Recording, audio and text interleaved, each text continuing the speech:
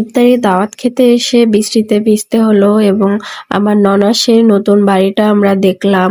ছাদটা অনেক সুন্দর ছিল এবং আমরা সবাই একসাথে ইফতারি করেছি। সেই নিয়ে থাকছে আজকের ভিডিওটি। হ্যালো, আসসালামু আলাইকুম। This is me Swarna from my page Swarna blog.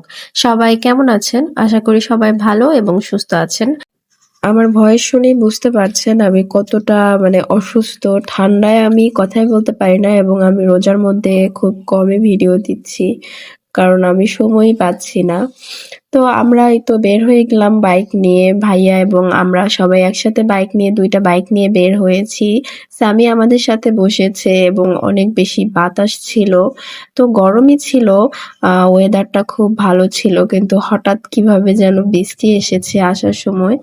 তো যাই হোক, এখন আমরা এই তো হাইওয়ে দিয়ে যাচ্ছি আর এখানে আমরা ভাইয়াকে হারিয়ে ফেলি। ভাইয়া অন্য রাস্তা থেকে যায় আর আমরা অন্য রাস্তা থেকে। আর এখানে এসে আমরা একটু অপেক্ষা করি ভাইয়ার জন্য। তারপর ভাইয়া আসে, এরপরে আমরা সবাই আবার একসাথে যাই। তো ভাইয়া সামনে আমরা পিছনে বা আমরা সামনে ভাইয়া পিছনে এভাবে করেই আমরা যাচ্ছিলাম। তারপরে এই তো গলিতে যাই। তো এই গলিতে এত বেশি গাড়ি এবং জ্যাম সিগন্যাল ছিল।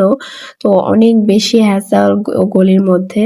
এরপরে আমরা চলে আসি আপুদের নতুন বাসায়। তো এখানে আপুরা নতুন বাসা করছে। তো এখানে আজকে আমাদের ইফতারির দাওয়াত ছিল। তো এসে দেখছি যে সবকিছু আয়োজন করছিল ওনারা। এরপরে আমরা উপরে চলে আসি। উপরে এসে আপুদের রুমগুলো দেখছিলাম। এখানে আমি উপরে সেই বারান্দাতে চলে আসি, ব্যালকনি আরকি।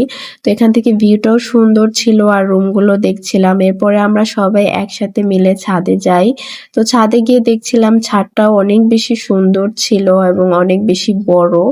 এখান থেকে ছাদের ভিউটাও অনেক বেশি সুন্দর ছিল বাহিরে।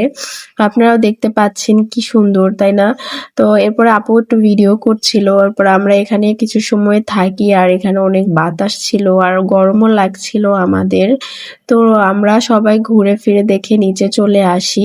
নিচে এসে তো ইফতারির জন্য আমরা অপেক্ষা করছিলাম আর ওনারাও সবকিছু গুছিয়ে নিচ্ছিল। এখানে আমাদের সবাইকে সার্ভ করছিল।